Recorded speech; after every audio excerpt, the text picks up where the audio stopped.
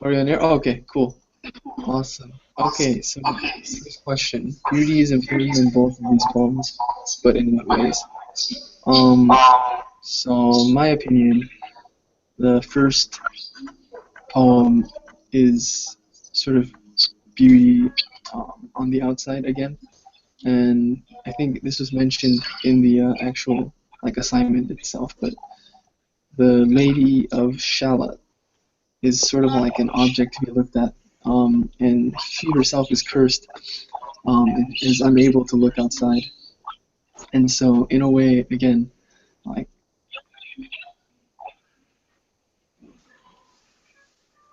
beauty, but doesn't really go into her personality and whatnot. I also found it interesting that in part three, about half of part three is describing Sir Lancelot, and again, they describe him as like a shining, you know, armor, bold, bold knight, and so I guess there's sort of beauty in that as well, beauty in the male. Um, so that's sort of interesting, since usually it's exclusive to the females, um, in the past poems, at least, that we've read. So yeah, that's what I think.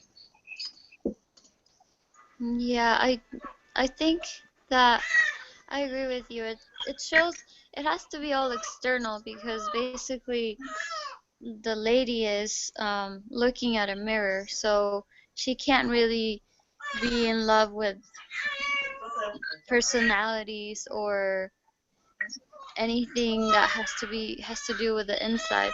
It's purely external beauty, and I think it describes him as something shiny, like a prince, like a prince would, or a prince that would go and save the princess from the tower, and they would wear like an armor, and that's why it was shiny. So I think it shows that a lot.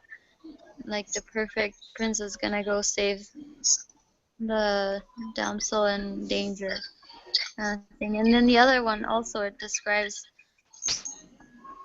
basically the roles that each person had back then. Like the guy would be the one that was working, and the girl would be the one that's inside of the house taking care of everything, and she would be the one that would carry beauty on her shoulders for the family, basically.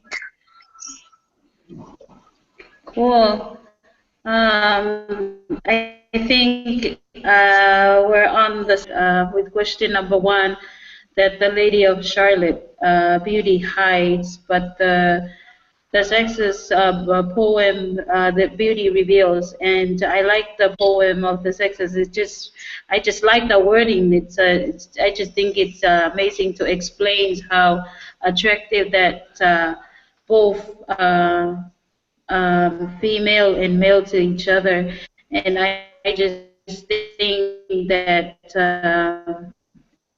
beauty outside appearance, it has to be reveals to the outsiders. And you're right, Priscilla, like in the past, when I was reading about how it was in the 18 back then, most women stayed in the house and do everything in the house, and they hardly expose out to public and to places so that their beauty can be revealed to others. And yeah, that's what I think. I think we're almost in the same page with question number one. So should we move on to question number two? Yep. Yeah, you can start.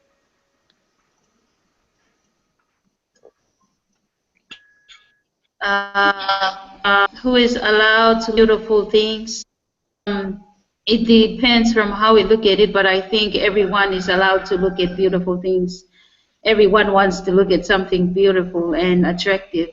And it's just as I was reading both of the poems and thinking about the Lady of Charlotte and how she just looked at the mirror and reveals herself in there without exposing to outside and others. I think everyone wants to look at something beautiful, and yeah, so I think everyone.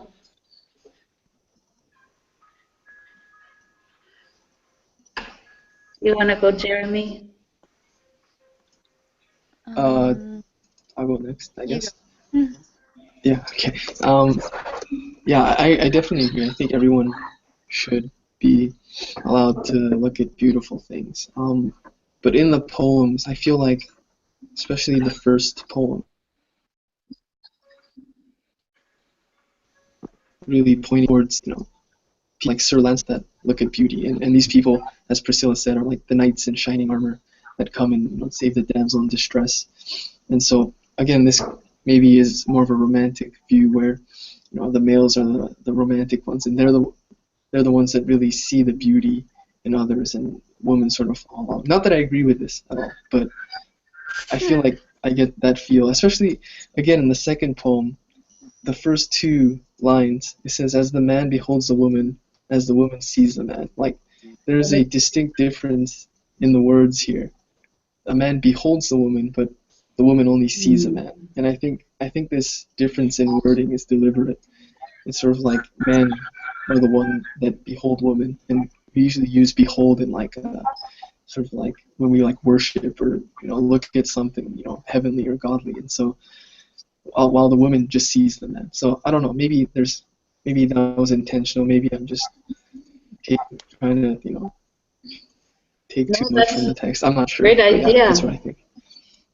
Yeah, wow, that was good interpretation. Yeah. Um, Yeah. I I think well, I agree with you. Like, I mean, all I can imagine is how in some movies they show how uh the women would be the one that would can admire a man, but they can't talk about it. They can only think about it and say like, oh yeah, I think he's handsome, but they wouldn't express that. But a man would be allowed to put her to talk about her, to say every single detail of her and her beauty or what she was, and express it in many different ways. And I think that's why um, there were a lot of secretive writers that were girls that would try to talk about either women or men so that they can express that. I mean, so everyone could look at beauty, but I don't think everyone was allowed to talk about it. It was mainly Mm. men, because women would only. I would think that it just wasn't right for a girl to admire a man. I don't know. In the poems, it seems like that. Yeah. So you're right. All right. Really like Shall your we move on? insight.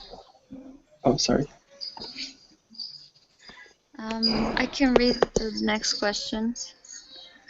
Okay. Is this different in each poem? I think we answered that. I mean, Yeah, Yeah. we did. so let's see. The last question. What are the effects of beauty on the viewer? Um, well, it depends. It depends on how you want it to affect you. Like the first poem, it was like to the lady. It was to that effect that it made her go out of the. I don't know if it was a tower. I didn't understand that, but wherever she was like kept in, beauty like captivated her so much that she was encouraged to go out of there and go follow that man till till she died. And in the second one, it affects it in a way that it makes you think, oh, okay, so this is how you're supposed to look at men, and this is how you're supposed to look at women, and that's how it's gonna be. I think it affects it in that way because it like guides you in a certain way of how you're supposed to perceive things and classify them.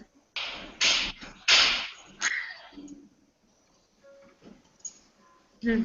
Cool. Yeah, I think you are right, Priscilla. It depends on how it affects us.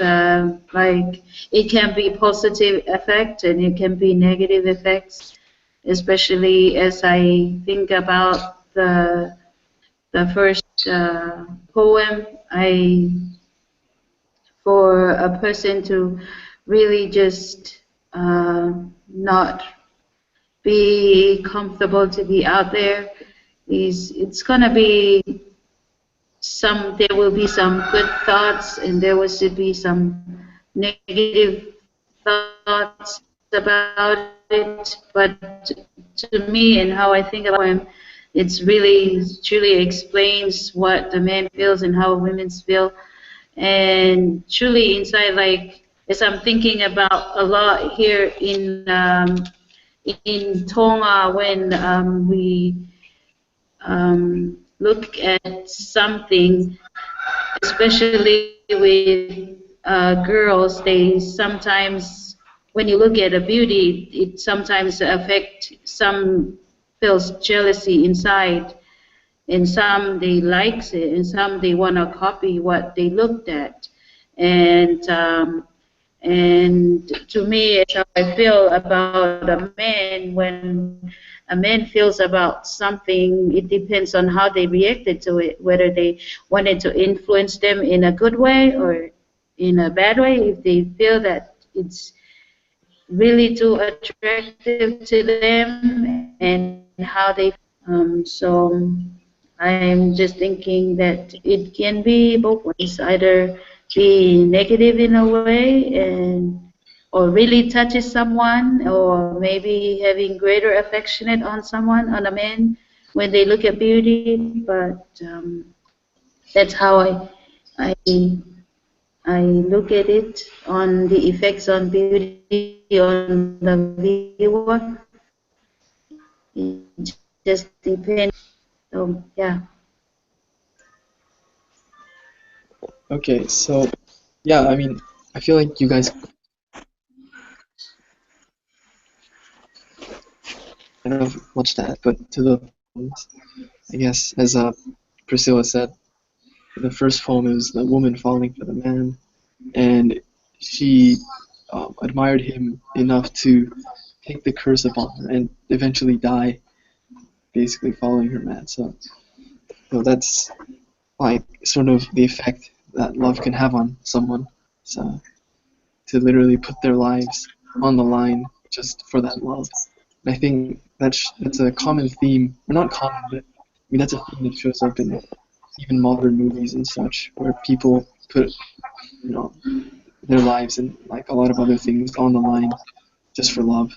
So it can have a profound effect on someone. And then the second poem, I think, just talks to it's more like love is mutual and it has an effect on both parties. And they both think of well, as it says, sex. They both think of physical attraction, but they also there's more like inside. There's more in the heart, and there's a lot of romantic stuff going on there. So yeah, those are my thoughts. So yeah, that's everything, right? Yep, Yep. that was great. That's Nice. it. Thank you very Okay. much, guys, for Yeah. sharing that, Thank you. and really enjoyed it. Yeah, sorry I And had to rush you guys. yeah, No, that's no, My bad. that's fine. Yeah, no problem. Okay, I'll stop.